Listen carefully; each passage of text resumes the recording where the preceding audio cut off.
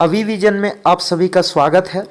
आज की इस वीडियो में एनटीए नेट ने जो 9 अक्टूबर 2020 में पॉलिटिकल साइंस पेपर में जो क्वेश्चंस पूछे थे उन सभी क्वेश्चंस को मैं एनालिसिस करूंगा और आप वीडियो के अंत तक बने रहें ताकि आपको पता चल सके कि कौन क्वेश्चंस का जो आंसर है उसको चैलेंज करना है और कौन से क्वेश्चंस जो है वो आपके ऑफिशियल आंसर की के साथ मैच कर रहे हैं।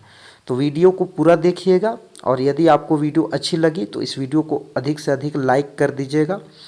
तो आइए आज की इस वीडियो को स्टार्ट करते हैं। फ्रेंड्स, फर्स्ट क्वेश्चन है, निम्नलिखित में से कौन से कथन भारत में महिला आंदोलन के संबंध में सही है? ऑप्शन ए, आर्य समाज महिला मुद्दों के बारे में पूर्णतः निरपेक्ष था। ऑप्शन बी, अखिल भारतीय महिला सम्मेलन ऑल इंडिया वीमेंस कॉन्फ्रेंस की स्थापना 1924 में हुई। ऑप्शन सी, सरोजिनी नायडू और एनी बेसेंट ने महिलाओं के वोट के अधिकार का मुद्दा उठाया। ऑप्शन डी, तिलक के गणेश उत्सवों का मुख्य उद्देश्य राष्ट्रीय आंदोलन में महिलाओं को सम्मिलित करना था। तो देखिए, इसका करेक्ट आंसर होना था ऑप्शन 1 यानी कि केवल ए और बी। नेक्स्ट क्वेश्चन है, एफडब्ल्यू रिक्स के समपार्श्वीय मॉडल की कौन सी निम्नलिखित विशेषताएं हैं, यानी कि उसके प्रिज्मेटिक मॉडल की कौन से बेसिक फीचर्स हैं? तो इसका करेक्ट आंसर होना था ऑप्शन 1 यानी कि केवल A B C.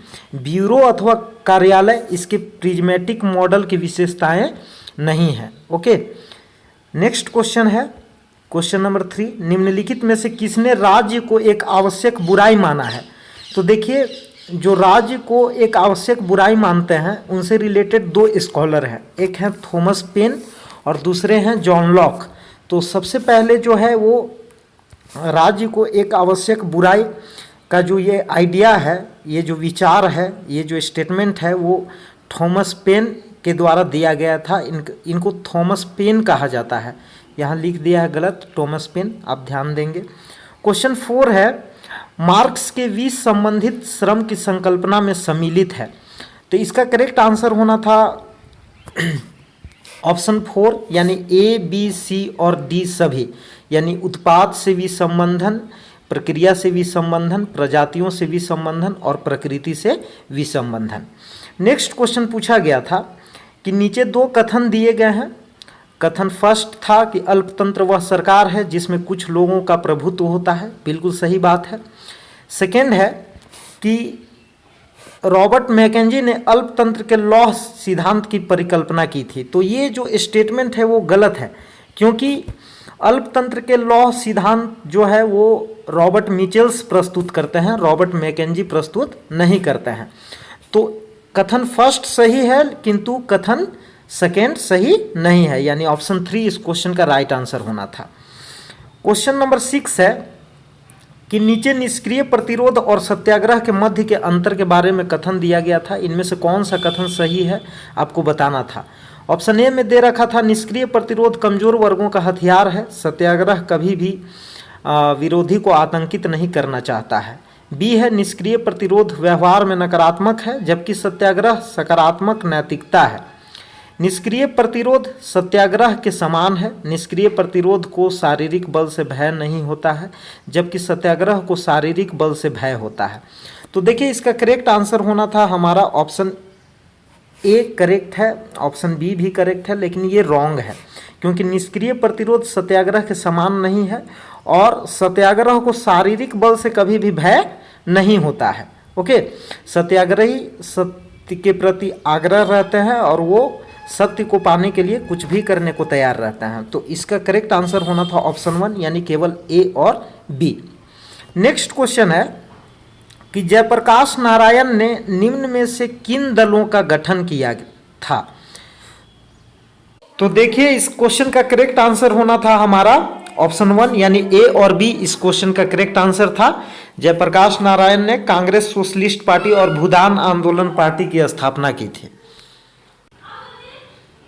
Next question है, निम्न में से कौन से कथन निरंकुशतावाद और सर्वसत्तावाद के संबंध में सत्य है? ऑप्शन ए है निरंकुश शासन व्यवस्था में सरकार संवैधानिक रूप से जनता के प्रति उत्तरदायी नहीं होती। ये जो स्टेटमेंट है वो बिल्कुल राइट है। बी है निरंकुश शासन व्यवस्थाएं संस्थानीकृत और वैध हो सकती हैं, बिल्कुल हो सकती हैं। ऑप्शन सी है सर्वसत्तावादी शासन व्यवस्थाएं राज्य समाज और अर्थव्यवस्था के सभी पक्षों को नियंत्रित करने और परिवर्तन करने का प्रयास करती हैं, बिल्कुल करती हैं। सर्वसत्तावादी शासन व्यवस्थाओं का कोई सशक्त विचारधारात्मक लक्ष्य नहीं होता और वे संस्थाओं को पुनर्निर्मित करने हेतु हिंसा को एक अस्त्र के रूप में प्रयोग नहीं करती हैं, नहीं करती हैं लिखा हुआ है, जबकि करती हैं, तो ये स्टेटमेंट बिल्कुल रॉन्ग है। इसका करेक्ट आंसर होना था ऑप्शन 4, यानी कि ए, बी और सी इसका सही स्टेटमेंट है, इसलिए करेक्ट आंसर होगा ऑप्शन 4। देखते हैं नेक्स्ट क्वेश्चन क्या है। नेक्स्ट क्वेश्चन है क्वेश्चन नंबर 9। निम्नलिखित में से कौन रूढ़िवाद के प्रमुख विचारक नहीं है? तो देखिए एडमंड बर्क जो है वो रूढ़िवाद के विचारक हैं, माइकल ऑक्सफोर्ड जी भी हैं, हायक भी इनसे रिलेटेड हैं कहीं ना कहीं, लेकिन जो टी.एच. ग्रीन है वो रूढ़िवादी विचारक नहीं है, ये एक आदर्शवादी विचारक हैं, आपको ध्यान में रखना है। तो इसका करेक्ट आंसर होना था ऑप्शन 1। ओके, देखते हैं नेक्स्ट क्वेश्चन क्या है। क्वेश्चन नंबर 10 है, नीचे 2 कथन दिए गए हैं। कथन फर्स्ट है संविधान द्वारा भारत को जानबूझकर फेडरेशन ऑफ स्टेट यानी राज्यों का संघ के बजाय यूनियन ऑफ स्टेट यानी संघीय राज्य कहा गया है। ये बिल्कुल करेक्ट स्टेटमेंट है, जानबूझकर ही कहा गया है। सेकेंड है, कथन में दे रखा है कि कथन सेकेंड है कि संविधान निर्माताओं की दृष्टि में यूनियन शब्द एक विशेष प्रकार के फेडरेशन का भाव दर्शाता है। तो एक विशेष प्रकार के फेडरेशन का जो भाव है वो यूनाइटेड स्टेट्स ऑफ अमेरिका का जो कॉन्स्टिट्यूशन है वो दिखाता है, लेकिन इंडिया में ऐसा कुछ भी नहीं है, है ना। इंडिया में जो यूनियन शब्द है वो विशेष प्रकार के फेडरेशन का भाव नहीं दर्शाता है, इसलिए ये इनकरेक्ट स्टेटमेंट है। तो इसका करेक्ट आंसर होना था ऑप्शन 3, यानी कथन फर्स्ट सत्य है किंतु कथन सेकेंड गलत है। ओके, नेक्स्ट क्वेश्चन है कि उत्तर शीत युद्ध युग में निर्गुट आंदोलन की प्रासंगिकता का विश्लेषण करने हेतु किसने the new northern concept of power NNCP का विचार दिया? तो देखिए इसका करेक्ट आंसर होना था ऑप्शन 3, यानी कि AP Rana. Okay, next question था कि अरस्तु के अनुसार कौन सा अभिकथन सही है? ऑप्शन ए है पॉलिस को इतना वृहत होना चाहिए कि आत्मनिर्भरता सुनिश्चित करे और इतना सूक्ष्म होना चाहिए कि सुशासन सुनिश्चित हो सके, बिल्कुल करेक्ट स्टेटमेंट है ये। बी है कि पॉलिस प्राकृतिक था और व्यक्ति से पूर्व रूप से था, काल क्रमानुसार नहीं अपितु उद्देश्य परक रूप से, तो ये भी जो है वो बिल्कुल सही स्टेटमेंट है। ओके, सी है कि पॉलिस मानव संघों का उच्चतम और सर्वाधिक व्यापक रूप है, ये भी इनके संदर्भ में सही है। डी है पॉलिस मानव का वृहत रूप है, तो ये जो स्टेटमेंट है वो प्लेटो का है, तो ये एरिस्टोटल से रिलेटेड नहीं है। तो इसका करेक्ट आंसर होना था ऑप्शन 4, यानी कि ए, बी और सी सही है। देखते हैं नेक्स्ट क्वेश्चन क्या है। नेक्स्ट क्वेश्चन है शासनों के वर्गीकरण की यूनानी पद्धति के अनुसार अनेकों द्वारा शासन के विकृत रूप को जाना जाता है। तो इसका राइट आंसर था अराजक लोकतंत्र यानी भीड़ का शासन। ऑप्शन 3 इस क्वेश्चन का करेक्ट आंसर था। नेक्स्ट क्वेश्चन है लोकतंत्रीकरण के संदर्भ में निम्न में से कौन सा लोकतांत्रिक विवर्तन का कारण नहीं है? तो ऑप्शन 1 में दे रखा था आयात प्रतिस्थापन का संकट, ऑप्शन सेकेंड था सैन्य शासन व्यवस्थाओं द्वारा अपनी लोकप्रियता एवं वैधता का खोना, ऑप्शन 3 है सामाजिक परिवर्तन, ऑप्शन 4 है जन माध्यम। तो इसका करेक्ट आंसर होना था ऑप्शन 4, जन माध्यम जो है वो लोकतंत्रीकरण के संदर्भ में लोकतांत्रिक विवर्तन का कारण नहीं है, ध्यान में रखेंगे आप सभी। क्वेश्चन नंबर 15 है निम्नलिखित में से कौन सी धारणा राज्य का सॉफ्टवेयर मानी जाती है? ऑप्शन 1 है क्षमता, ऑप्शन 2 है जवाबदेही, ऑप्शन 3 है जीवटता, ऑप्शन 4 है अनुक्रियाशीलता। तो इसका राइट आंसर होना था जवाबदेही, यानी कि अकाउंटेबिलिटी जो है वो राज्य का सॉफ्टवेयर मानी जाती है कि नेक्स्ट क्वेश्चन है भारतीय संघवाद के संबंध में निम्नलिखित में से कौन सा कथन असत्य है? फर्स्ट है, यह संघवाद को संगठित रखने का एक अच्छा उदाहरण है। बिल्कुल सही स्टेटमेंट है ये। इसमें अधिक शक्तिशाली केंद्रीय सरकार की प्रवृत्ति है। बिल्कुल सही बात है। नेक्स्ट है, यह एक साथ आने के संघवाद की भावना को प्रतिबिंबित करता है। तो ये जो स्टेटमेंट है वो रॉन्ग है। ओके। और फोर्थ स्टेटमेंट है, इसे अर्ध संघीय प्रणाली कहा गया है। बिल्कुल, इसे क्वासी फेडरल के नाम से जाना जाता है। तो इसका करेक्ट आंसर होना था ऑप्शन 3। ओके। नेक्स्ट क्वेश्चन है क्वेश्चन नंबर 17, निम्नलिखित में से किसने वैज्ञानिक नियतवाद को अस्वीकृत किया और राजनीतिक तथा बौद्धिक संघर्ष का समर्थन किया? तो फर्स्ट ऑप्शन दे रखा था एंटोनियो ग्राम्स्की, सेकेंड है कार्ल मार्क्स, थर्ड है वी.आई. लेनिन, फोर्थ है फ्रेडरिक एंगल्स। तो इसका करेक्ट आंसर होना था हम लोगों का एंटोनियो ग्राम्स्की। एंटोनियो ग्राम्स्की ने वैज्ञानिक नियतवाद को अस्वीकृत किया था। तो ध्यान में रखेंगे आप सभी। क्वेश्चन नंबर 18 है, भारतीय राजनीतिक व्यवस्था के संदर्भ में कौन से कथन असत्य हैं? ऑप्शन ए है दोहरा शासन, ये तो है। बी है संसद की सर्वोच्चता, ये गलत है। संघ की अछूता, इसको भी बनाए रखना है। राज्यों की अछूता, ये कोई जरूरी नहीं है। तो इसका करेक्ट आंसर था ऑप्शन बी और डी, यानी कि करेक्ट आंसर होगा हम लोगों का ऑप्शन थर्ड। ओके, केवल बी और डी। नेक्स्ट क्वेश्चन है कि चेस्टर बर्नार्ड के अनुसार एक औपचारिक संगठन अस्तित्व में तब आता है जब ऐसे व्यक्ति हों जो कार्य योगदान के इच्छुक हों, फर्स्ट है। सेकेंड है, ऐसे व्यक्ति हों जिनके लक्ष्य और उद्देश्य भिन्न हो। थर्ड है, ऐसे व्यक्ति हों जो केवल अनौपचारिक माध्यमों से संप्रेषण के इच्छुक हों। और फोर्थ है कि कार्यकारी संगठन के भीतर प्रोत्साहनों की अर्थव्यवस्था संभालने का अनिच्छुक हो। तो इसका करेक्ट आंसर होना था ऑप्शन नंबर 1, यानी कि ऐसे व्यक्ति हों जो कार्य योगदान के इच्छुक हों। ओके, तभी चेस्टर बर्नार्ड के अनुसार एक औपचारिक संगठन अस्तित्व में आता है जब व्यक्ति अपने अपने योगदान देने के लिए इच्छुक होते हैं। नेक्स्ट है, आपको याद रखना है कि चेस्टर बर्नार्ड ने जोन ऑफ इंडिफरेंस का आइडिया दिया था, जिसमें वो बताते हैं कि वो कौन से केसेस हैं जिसमें व्यक्ति जो है वो कार्य करने के लिए तैयार होते हैं, अपने सुपेरियर के ऑर्डर्स को मानने के लिए रेडी हो जाते हैं। ओके। नेक्स्ट क्वेश्चन है क्वेश्चन नंबर 20, अग्नासूत्र संबंधित है। तो ये बहुत ही इजी क्वेश्चन था, बौद्ध दर्शन से ये संबंधित थे। नेक्स्ट है कि स्वतंत्रता और समानता को एकजुट करने हेतु सामाजिक लोकतंत्र उदारवाद और समाजवाद के तत्वों को समावेशित करता है। ये बिल्कुल सही स्टेटमेंट है। उदारवाद जो है वो स्वतंत्रता की बात करता है, समानता की बात करता है समाजवाद, और इन तत्वों को समावेशित भी किया जाता है। सामाजिक लोकतंत्र शासन नव निगमवाद की प्रणाली का प्रयोग करते हैं जिसमें नीति निर्धारण में राज्य, श्रम और व्यापार सम्मिलित होते हैं। तो ये दोनों स्टेटमेंट करेक्ट दिए हुए थे, कथन फर्स्ट और कथन सेकेंड दोनों सही हैं। करेक्ट आंसर होना था ऑप्शन फर्स्ट। बढ़ते हैं नेक्स्ट क्वेश्चन की ओर। क्वेश्चन नंबर 22 है, प्राधान्य संबंधित है। देखिए, प्राधान्य जो वर्ड है उसका इंग्लिश होता है हेजीमनी। तो आपको बताना था कि हेजीमनी जो है वो किससे संबंधित है। ओके, तो ऑप्शन दिया हुआ था आर्थिक शोषण, ढांचागत असमानता, विरोधी विचारों को अपदस्थ कर प्रभावतः उस काल का सामान्य बोध बन जाने की बुर्जुआवाजी की क्षमता, और फोर्थ था सैन्य प्रभुत्व। तो बताइए इसका करेक्ट आंसर क्या होना था? तो इसका करेक्ट आंसर होना था हम लोगों का ऑप्शन 3। ऑप्शन 3 इस क्वेश्चन का करेक्ट आंसर था। नेक्स्ट है क्वेश्चन नंबर 23, पारंपरिक प्राधिकार या सत्ता की अवधारणा में निम्नलिखित में से क्या सम्मिलित है?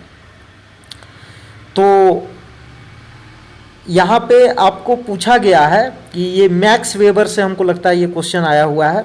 फर्स्ट है, व्यक्तियों द्वारा विरासत में प्राप्त प्रतिष्ठा के कारण प्राधिकार या सत्ता का प्रयोग। सेकेंड है, नियमों विनियमों के अधीन शक्ति का प्रयोग। थर्ड है किसी व्यक्ति द्वारा चमत्कारिक गुणों के आधार पर शक्ति का प्रयोग। फोर्थ है विरासत में प्राप्त प्रतिष्ठा तथा विकसित व्यापार संगठन के इतिहास में असाधारण योगदान के अनुसार प्राधिकार का प्रयोग। तो देखिए इसका करेक्ट आंसर होना था हम लोगों का ऑप्शन नंबर फर्स्ट। ओके, यानी व्यक्तियों द्वारा जो विरासत में प्राप्त प्रतिष्ठा के कारण प्राधिकार या सत्ता का प्रयोग किया जाता है वही पारंपरिक प्राधिकार या सत्ता की अवधारणा से रिलेटेड है। तो ऑप्शन फर्स्ट इसका करेक्ट आंसर होना था। नेक्स्ट क्वेश्चन है आईसीसी की निम्नलिखित में से कौन सी विशेषताएं हैं। तो ऑप्शन ए में दे रखा है आईसीसी को कोर्ट ऑफ लास्ट रिसोर्ट के रूप में रोम विधि स्टैट्यूट द्वारा स्थापित किया गया था। नेक्स्ट है आईसीसी अपने अधिकार क्षेत्र का तभी प्रयोग कर सकता है जब राष्ट्रीय न्यायालय जांच करने अथवा अभियोजन चलाने के लिए अनिच्छुक अथवा असमर्थ हो। यह युद्ध आपराधिक कृतियों के विरुद्ध अभियोजन नहीं चला सकता है। आईसीसी हेग में स्थित नहीं है। तो देखिए जैसा कि आप सभी जानते हैं कि आईसीसी हेग में स्थित है, तो डी तो होगा नहीं। ओके, चूंकि विशेषताएं पूछा है तो इसका करेक्ट आंसर होना था हम लोगों का ऑप्शन ए और ऑप्शन बी। ओके, क्योंकि यह युद्ध आपराधिक कृतियों के विरुद्ध अभियोजन नहीं चला सकता है। जब चला ही नहीं सकता है तो इसकी जरूरत क्या है। तो ये भी स्टेटमेंट इनकरेक्ट है, ये भी इनकरेक्ट है। तो ए और बी इसका करेक्ट ऑप्शन था, यानी ऑप्शन 1 इसका करेक्ट आंसर था। नेक्स्ट क्वेश्चन है क्वेश्चन नंबर 25 कि निम्न में से किसे सांस्कृतिक राष्ट्रवाद के जनक के रूप में चित्रित किया जाता है। तो इसका करेक्ट आंसर होना था हम लोगों का जॉन गॉटफ्राइड हर्डर। नेक्स्ट क्वेश्चन है निम्न विचारकों में से कौन से विचारक महिला समानता में विश्वास नहीं रखते थे। तो इसका करेक्ट आंसर था ऑप्शन 2 अरस्तु और हीगल। नेक्स्ट क्वेश्चन है निम्न में से मैकियावेली के लिए सरकार का कौन सा रूप आदर्श है। तो इसका करेक्ट आंसर होना था गणतंत्र यानी कि रिपब्लिक। नेक्स्ट क्वेश्चन है कि नीचे 2 कथन दिए गए हैं। कथन फर्स्ट है मार्क्स द्वारा प्रतिपादित इतिहास की आर्थिक व्याख्या को एम.एन. रॉय गलत और अपूर्ण मानते थे। देखिए ये बिल्कुल करेक्ट स्टेटमेंट है। सेकेंड है एम.एन. रॉय का तर्क था कि सामाजिक और आर्थिक प्रक्रिया के वास्तविक रूप का निर्धारण मात्र भौतिक संसाधनों के प्रकार से नहीं होता है। बिल्कुल सही बात है, क्योंकि सामाजिक और आर्थिक प्रक्रिया के वास्तविक रूप का निर्धारण और भी प्रकार से हो सकता है। ओके, तो इसीलिए वो मार्क्स के आलोचक थे। तो इसका करेक्ट आंसर होना था फर्स्ट, कथन फर्स्ट और कथन सेकेंड दोनों सही है।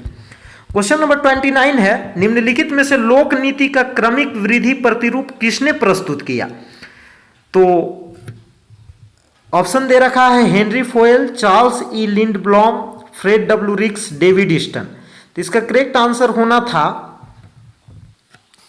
Charles E लिंडब्लॉम। क्रमिक वृद्धि प्रतिरूप के साथ जुड़े हुए हैं चार्ल्स ई लिंडब्लॉम। तो ये क्वेश्चन बहुत ही इंपॉर्टेंट है, ध्यान में रखेंगे आप सभी, रिपीट हो सकती है। क्वेश्चन नंबर 30 है आपको मैच करना है सूची फर्स्ट को सूची सेकेंड के साथ, है ना। तो बताइए कि क्या होना था इसका करेक्ट आंसर।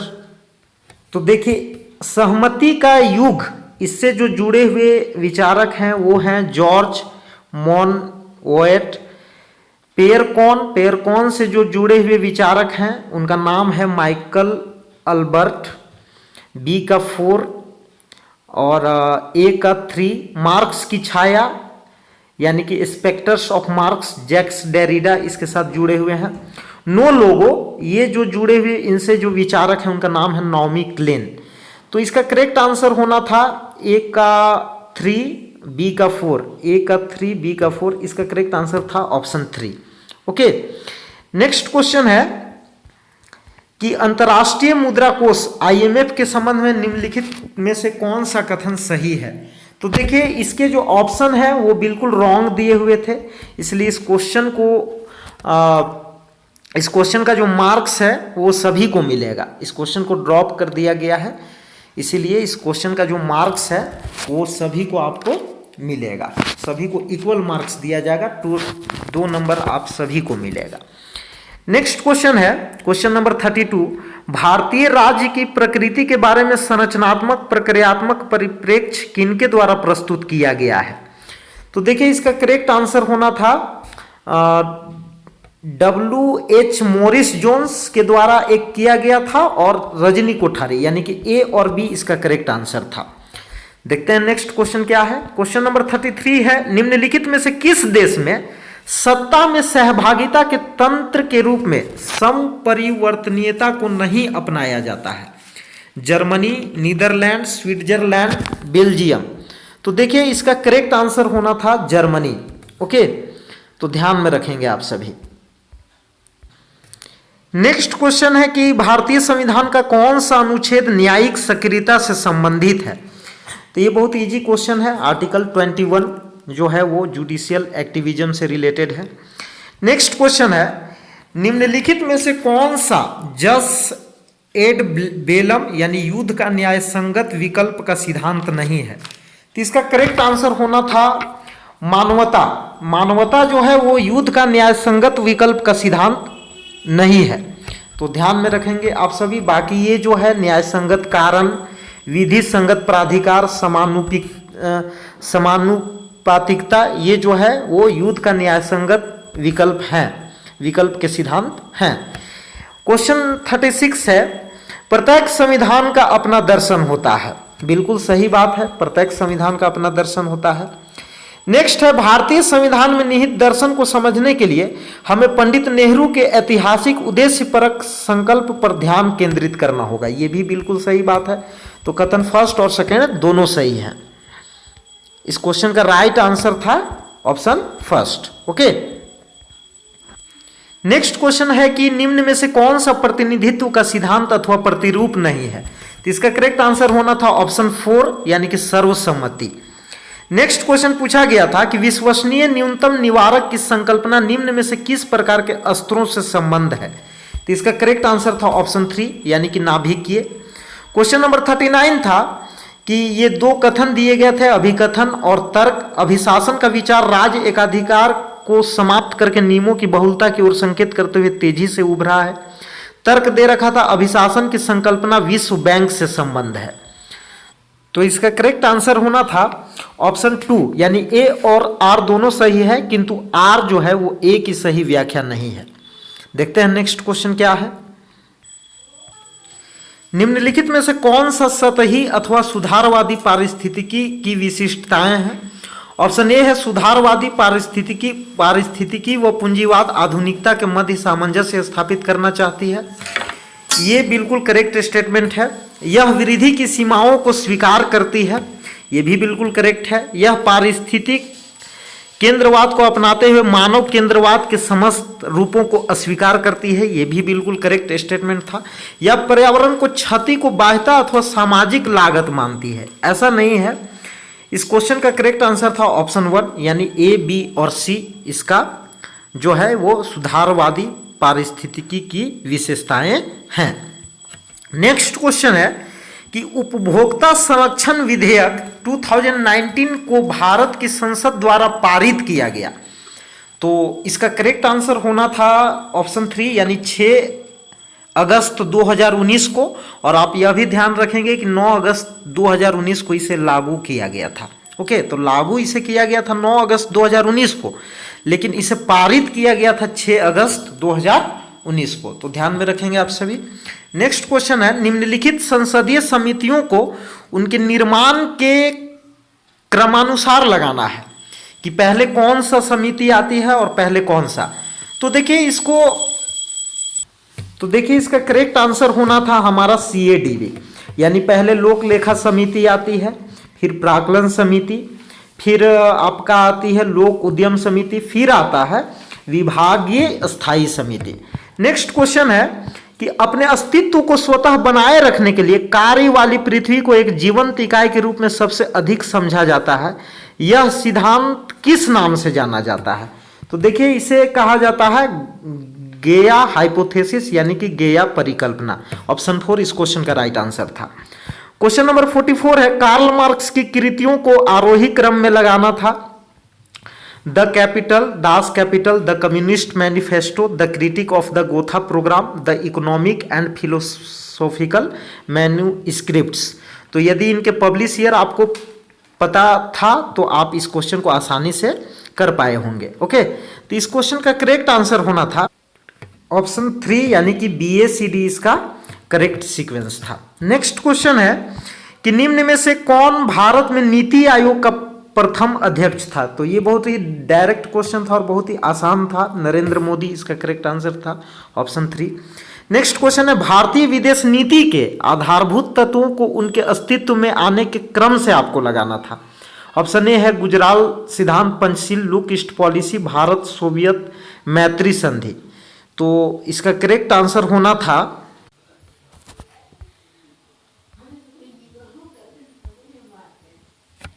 ऑप्शन नंबर 4 यानी BDAC।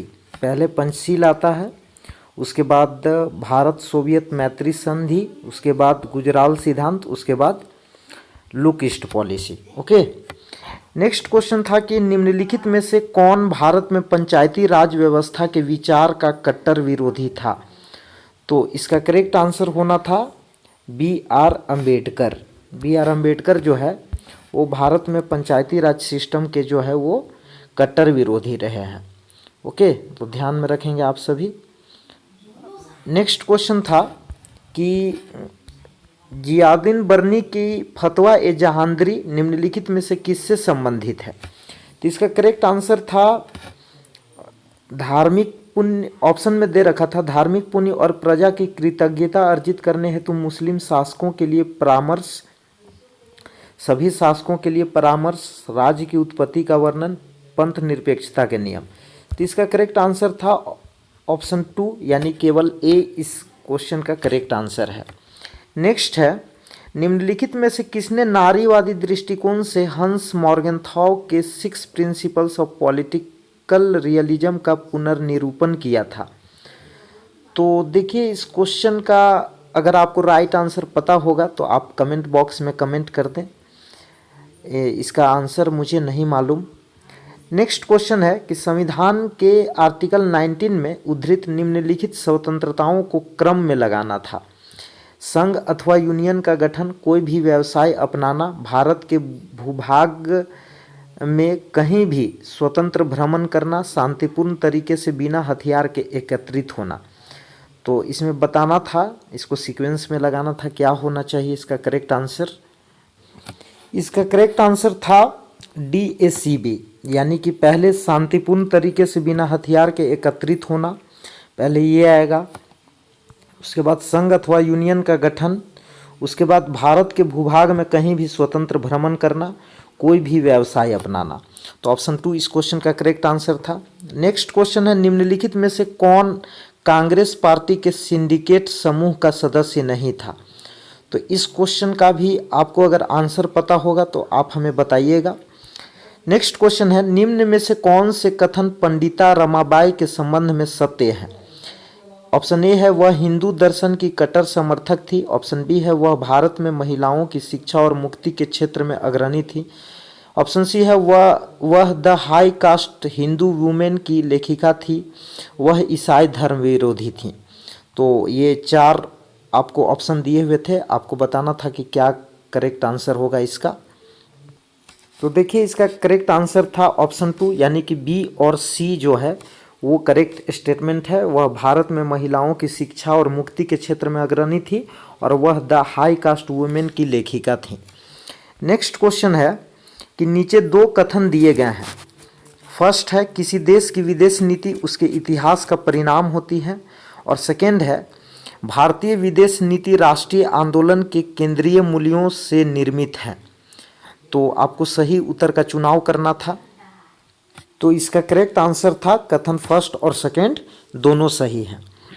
नेक्स्ट क्वेश्चन है कि वितरणात्मक न्याय के लिए भाग्य के सभी पहलू नैसर्गिक योग्यता सहित अप्रासंगिक हैं। यह कथन किस अवधारणा को इंगित करता है। तो इसका भी करेक्ट आंसर हमें नहीं पता, आपको अगर मालूम हो तो आप इसे बताइएगा ज़रूर। निम्नलिखित में से किस देश का संविधान लिखित नहीं है। तो देखिए 2 ऐसे देश हैं जिनका नाम हमें मालूम है। फर्स्ट है ब्रिटेन और सेकेंड है न्यूजीलैंड। ओके, तो ऑप्शन 2 इसका करेक्ट आंसर था। नेक्स्ट क्वेश्चन है निम्नलिखित में से यूरोपीय संघ की कार्यकारी नौकरशाही भुजा कौन सी है? फर्स्ट है यूरोपीय परिषद, सेकेंड है आपकी यूरोपीय आयोग, थर्ड परिषद और फोर्थ है यूरोपीय संसद। तो इसका करेक्ट आंसर होना था यूरोपीय आयोग, ऑप्शन 2 इसका करेक्ट आंसर था। नेक्स्ट है, नीचे दो कथन दिए गए थे। चेस्टर बर्नार्ड ने संगठन को दो या अधिक व्यक्तियों की सचेतन समन्वित क्रियाकलापों की प्रणाली के रूप में परिभाषित किया है। कथन फर्स्ट दे रखा था, कथन सेकेंड था। चेस्टर बर्नार्ड ने इस दृष्टिकोण का समर्थन किया कि मनुष्य मुख्यतया आर्थिक प्रोत्साहनों द्वारा प्रेरित होता है। तो आपको सही विकल्प का चुनाव करना था। तो देखिए इसका करेक्ट आंसर होना था कथन फर्स्ट सही है किंतु कथन सेकेंड सही नहीं है। ऑप्शन 3 इस क्वेश्चन का करेक्ट आंसर था। नेक्स्ट क्वेश्चन है कि the consideration of representative government में जेस मिल ने किसका विस्तार से वर्णन नहीं किया है? तो देखिए समानुपातिक प्रतिनिधित्व पर आधारित आदर्श सरकार, इसका वर्णन किया गया। अल्पसंख्यकों की सुरक्षा की भी बात की गई है, स्वशासन की संस्थाएं, लेकिन राजनीतिक अर्थव्यवस्था की बात इसमें नहीं की गई है। तो ऑप्शन 4 इसका करेक्ट आंसर था। ओके, ऑप्शन 4 इसका करेक्ट आंसर था। नेक्स्ट है, कौटिल्य के अनुसार निम्नलिखित में से कौन सा राज्य का कार्य नहीं है? तो इसका करेक्ट आंसर था केवल साम्राज्य निर्माण, क्योंकि कौटिल्य ने कहा था कि राज्य का कार्य केवल साम्राज्य निर्माण करना है, नहीं है। ओके, नेक्स्ट है, सूची फर्स्ट को सूची सेकेंड से मिलाना था। ओके, और एक तरफ भारतीय विदेश नीति के मील के पत्थर और दूसरे तरफ उनसे रिलेटेड पीएम का नाम दिया हुआ था, यानी प्रधानमंत्री। तो शिमला समझौता जो है वो इंदिरा गांधी से रिलेटेड है, यानी ए का 2। तो आपको ऑप्शन में देखना था ए का 2 कहाँ है, ऑप्शन 2। तो ऑप्शन 2 इस क्वेश्चन का करेक्ट आंसर था। आगे भी देख लीजिए आप, बी का 4 एक्ट ईस्ट पॉलिसी से जो है वो नरेंद्र मोदी रिलेटेड है। श्रीलंका में भारतीय शांति स्थापना जो है वो राजीव गांधी से रिलेटेड है। और डी का 3 यानी कि लाहौर घोषणा अटल बिहारी वाजपेयी जी से रिलेटेड है। तो इसका करेक्ट आंसर होना था ऑप्शन 2। नेक्स्ट है, शासन के बारे में निम्नलिखित में से कौन सा कथन सही है? तो ऑप्शन ए दे रखा है, इसका सामान्य आशय प्रशासन अथवा शासन नहीं है। बी है, भूमंडलीकरण के संदर्भ में इसका विशेष अर्थ है। सी है, यह शक्ति के प्रयोग करने का तरीका है। डी है, शासन और सरकार एक ही हैं। तो देखिए इसका करेक्ट आंसर मेरे अनुसार होना था ऑप्शन 1, यानी केवल ए और बी। नेक्स्ट क्वेश्चन है कि नीचे दो कथन दिए गए हैं, एक को अभिकथन ए और दूसरे को तर्क आर कहा गया है। अभिकथन ए में दे रखा था कि स्वदेशी बहिष्कार, राष्ट्रीय शिक्षा और निष्क्रिय प्रतिरोध विरोध के वे तरीके थे जिनका बाल गंगाधर तिलक ने प्रयोग किया था। और तर्क आर में दे रखा था तिलक बहिष्कार को एक प्रभावी हथियार के रूप में स्वीकार करते थे। तो देखिए इसका करेक्ट आंसर होना था ऑप्शन 1, यानी ए और आर दोनों सही है। और जो ए है, ए की सही व्याख्या कर रहा है आर, यानी आर जो है ए की सही व्याख्या करता है। ऑप्शन 1 इसका करेक्ट आंसर था। नेक्स्ट क्वेश्चन है, निम्नलिखित में से कौन सभ्य समाज संगठन है? तो ऑप्शन ए है बचपन बचाओ आंदोलन, ये करेक्ट आंसर है, ये करेक्ट ऑप्शन है। बी है इंडिया अगेंस्ट करप्शन, ये भी सिविल सोसाइटी का एक पार्ट है। ओके, विज्ञान प्रसार, ये सिविल सोसाइटी का पार्ट नहीं है। मजदूर किसान संघर्ष समिति ये है। ओके, तो इसलिए इसका करेक्ट आंसर होना था हम लोगों का ऑप्शन 4, यानी ए, बी और डी। नेक्स्ट क्वेश्चन है, प्राश्रितता सिद्धांत के बारे में निम्नलिखित में से कौन से कथन असत्य हैं? आपको बताना था कि इनमें से कौन सा कथन असत्य है। ए है, प्राश्रितता सिद्धांत पर उन मार्क्सवादियों और गैर लेनिनवादियों का बहुत प्रभाव पड़ा जो विकास सिद्धांत के आलोचक थे। बी है, प्राश्रितता सिद्धांत आधुनिकीकरण के शांतिपूर्ण क्रमिक विकास प्रक्रिया पर बल देता है। तो ये स्टेटमेंट इनकरेक्ट है, ऊपर वाला स्टेटमेंट करेक्ट है। तीसरी दुनिया का विकास पहले से विकसित देशों के विकास पर निर्भर करता था, ये बिल्कुल सही है। पहली दुनिया तीसरी दुनिया का शोषण नहीं करती है, नहीं, ये स्टेटमेंट गलत है, करती है। तो इसलिए ए और सी जो है वो इसका करेक्ट आंसर होगा, ऑप्शन 3 इसका करेक्ट आंसर था। नेक्स्ट क्वेश्चन है कि उदार लोकतंत्र और बाजार के योग ने राजनीतिक और सामाजिक विकास के इतिहास में समापन रेखा खींच दी है, यह कथन किसका है? तो इसका करेक्ट आंसर था ऑप्शन 3 यानी फ्रांसिस फुकुयामा जी के द्वारा ये स्टेटमेंट दिया गया है। नेक्स्ट है किसने 1857 के विद्रोह को स्वतंत्रता का प्रथम युद्ध कहा था? तो इसका करेक्ट आंसर होना था वीडी सावरकर। नेक्स्ट है निम्न में से किन देशों में भारत ने शांति स्थापना कार्यों में भाग लिया था? तो इस क्वेश्चन का करेक्ट आंसर था ए, बी, सी और डी, ये सभी इसका करेक्ट आंसर था। यानी कि भारत ने शांति स्थापना कार्यों में कोरिया युद्ध के समय गाजा पट्टी और साइप्रस लेबनान के समय भारत ने शांति स्थापना कार्यों में भाग लिया था।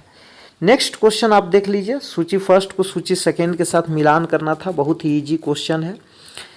तो आप ऐसे इसका मिलान कर सकते थे कि हितों को शक्ति के रूप में परिभाषित किसने किया है? तो इसका करेक्ट आंसर था हैंस जे मॉर्गेनथाउ, इसका करेक्ट मैच था। यानी बी का 3, आप देखते कि बी का 3 किस ऑप्शन में है, तो ऑप्शन 2 इसका करेक्ट आंसर हो जाता। बाकी आप सबको इसी तरह से मैच कर सकते हैं, जैसे कि डी का 4 थ्यूसिडाइट्स, और इसी तरह से सी का जो है आपका 2 होता जॉन मर्साइमर, इसी तरह से ए का जो है वो फर्स्ट आंसर हो जाता केनेथ वॉल्च। ओके, नेक्स्ट है सूची फर्स्ट को सूची सेकेंड से मिलान करना था इसमें भी। तो ये तो बहुत इजी क्वेश्चन है। हन्ना आरेंट जो है इनसे रिलेटेड है, द ह्यूमन कंडीशन ये बुक लिखी हुई है। तो ए का 4 जिस ऑप्शन में था वो करेक्ट हो जाता, जैसे ऑप्शन 3 इस क्वेश्चन का करेक्ट आंसर है। इसी तरह से बी का जो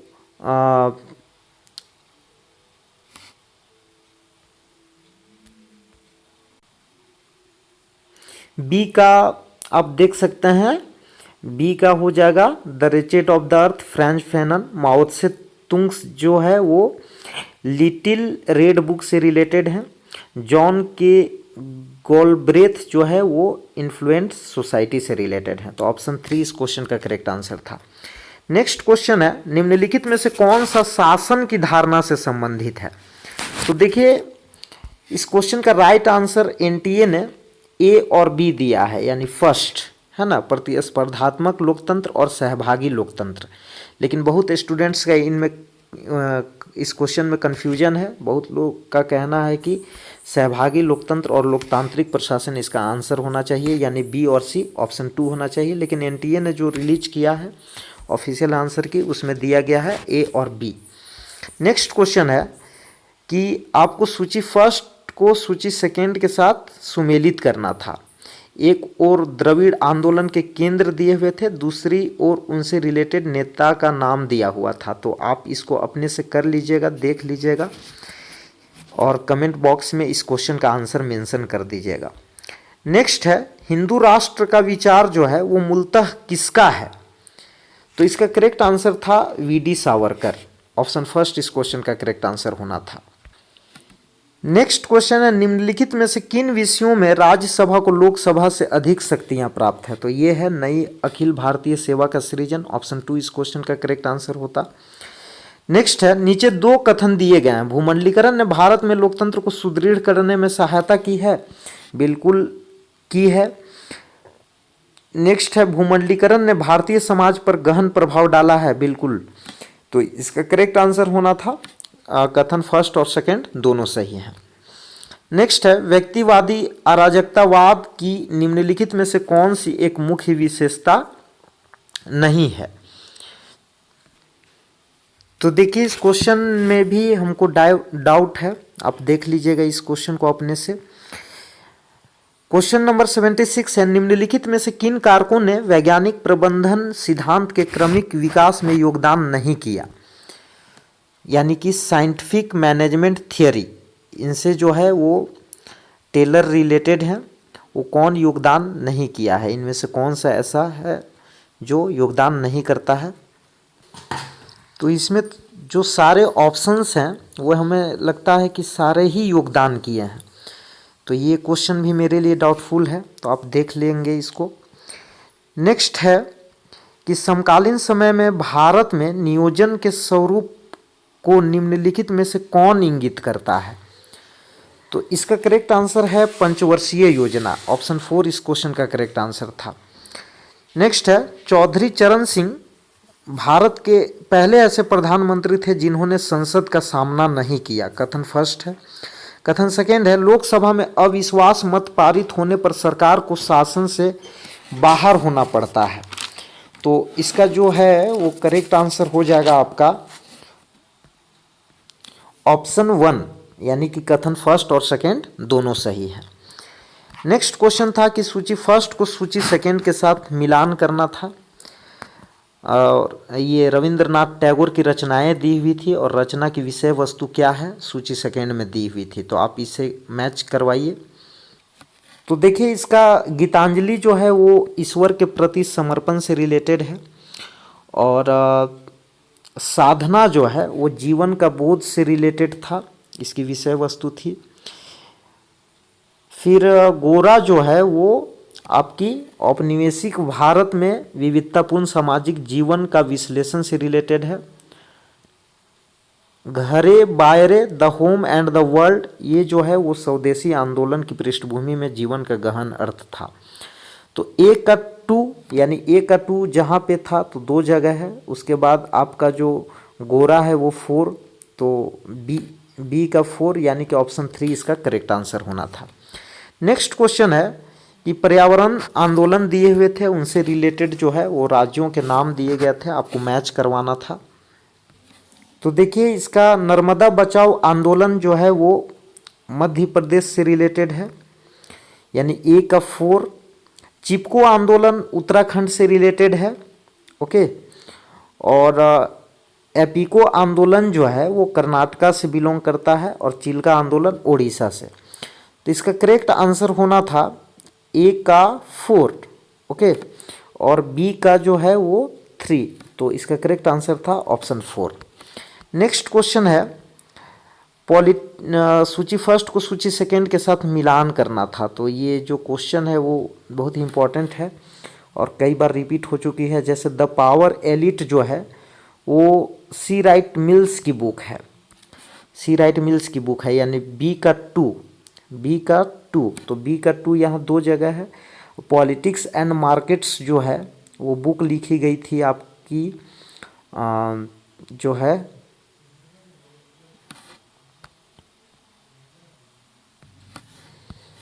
पॉलिटिक्स एंड मार्केट्स जो है वो चार्ल्स लिंडब्लॉम जी के द्वारा लिखी गई थी। The power elite C Wright Mills ji के द्वारा।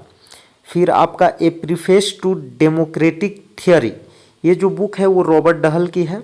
फिर the logic of collective action ये मैनक्योर ऑल्सन का। तो इसका करेक्ट आंसर होना था हमारा ऑप्शन 4, ए का 4, बी का 2, ओके, और सी का 1 और डी का 3। क्वेश्चन नंबर 82 है भारतीय राज्य व्यवस्था को गतिहीन अनुत्तरदायी राज्य के स्थान पर नियमित आंदोलन की दृष्टि से अस्थायी किसने माना है? तो ये क्वेश्चन भी मेरे लिए डाउटफुल है, आप देख लेंगे। नेक्स्ट क्वेश्चन है उपभोक्ता संरक्षण अधिनियम के 2019 के संबंध में निम्नलिखित में से कौन सा कथन सही नहीं है? तो देखिए इसमें उपभोक्ता की परिभाषा विस्तृत की गई है, बिल्कुल करेक्ट है। शिकायत के ई फाइलिंग की व्यवस्था करता है, केंद्रीय उपभोक्ता संरक्षण प्राधिकरण की स्थापना करता है, यह विवादों के निपटारे के वैकल्पिक तंत्र के रूप में मध्यस्थता की अनदेखी करता है। ये रॉन्ग है, ऑप्शन 4 इस क्वेश्चन का करेक्ट आंसर था। क्वेश्चन नंबर 84 है ईवी रामास्वामी पेरियार सर्वप्रथम निम्न में से किस दल में सम्मिलित हुए थे? तो ये हुए थे भारतीय राष्ट्रीय कांग्रेस में, ओके, यानी कि ऑप्शन 2 इस क्वेश्चन का करेक्ट आंसर था। नेक्स्ट है आपका कि अरस्तु का आदर्श राज्य सदैव प्लेटो का दूसरा सर्वाधिक आदर्श अच्छा राज्य है, यह किसने कहा था? तो ये स्टेटमेंट था GH सेबाइन जी का। नेक्स्ट है कि सूची फर्स्ट को सूची सेकेंड के साथ मैच करवाना था। तो बहुत इजी था ये क्वेश्चन, जैसे कि आप एडमिनिस्ट्रेटिव बिहेवियर से रिलेटेड हैं हर्बर्ट साइमन, तो सी का सेकंड कहाँ पे है, तो एक ही ऑप्शन में है, ऑप्शन 2।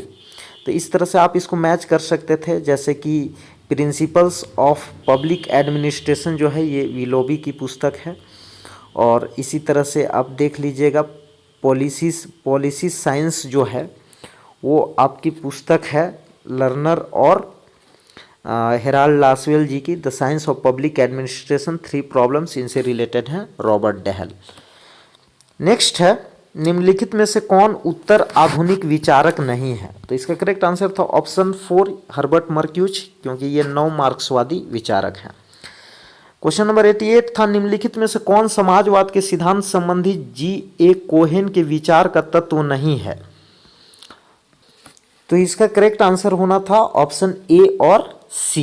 ओके। क्वेश्चन नंबर 89 है, सूची फर्स्ट को सूची सेकेंड के साथ सुमेलित करना था। तो एक साइड राष्ट्रपति और दूसरे साइड में उनसे रिलेटेड जो है वो कार्यकाल दिए हुए थे कि कौन से राष्ट्रपति किस कार्यकाल से जुड़े हुए हैं। तो शंकर दयाल शर्मा, इनका जो टाइम पीरियड रहा है वो है 1992 टू 1997। आर वेंकट रमन, इनका जो है 1987 से 1992 तक के बीच रहा है। प्रतिभा देवी सिंह पाटिल जी का 2007 से लेके 2012 तक, और प्रणब मुखर्जी 2012 टू 2017। तो इसका करेक्ट आंसर होना था हम लोगों का ऑप्शन जो है वो ए का 3, यानी कि बी इसका करेक्ट आंसर था। देखिए एक बार फिर से देख लेते हैं, इसका जो करेक्ट आंसर था हम लोगों का वो था शंकर दयाल शर्मा जो है वो 1992 टू 1997 थे, ए का 3, और आर वेंकटरमन 1987 टू 1992 थे, यानी बी का 4। उसके बाद प्रतिभा देवी सिंह पाटिल जो है वो 2007 से 2012 तक, यानी कि सी का 2। तो इसका करेक्ट आंसर था ऑप्शन 2। ओके। नेक्स्ट क्वेश्चन है, सूची फर्स्ट को सूची सेकेंड के साथ सुमेलित करना था। तो देखिए जैसे कि आप जानते हैं कि सुरक्षा समुदाय से जुड़े हुए कार्ल ड्यूस हैं, यानी सी का फर्स्ट यहाँ एक ही स्थान पर है। तो देखिए यहाँ पर 2 जगह है सी का फर्स्ट, तो एक और मैच आप करवाइए, जैसे कि सुरक्षा परिसर, ये पाल्मे रिपोर्ट 1992, यानी ए का 4 और सी का फर्स्ट। तो ये इसका करेक्ट आंसर होना था हम लोगों का ऑप्शन 3। नेक्स्ट क्वेश्चन है, ये कुछ कंप्रेहेंशन दे रखे थे, आपको रीड करना था कंसंट्रेशन के साथ और आंसर करना था। जैसे कि चुनाव के स्पष्ट परिणाम क्या है, तो इसका करेक्ट आंसर था आपका कि ऑप्शन 3, यानी कि प्रतिनिधि का पद।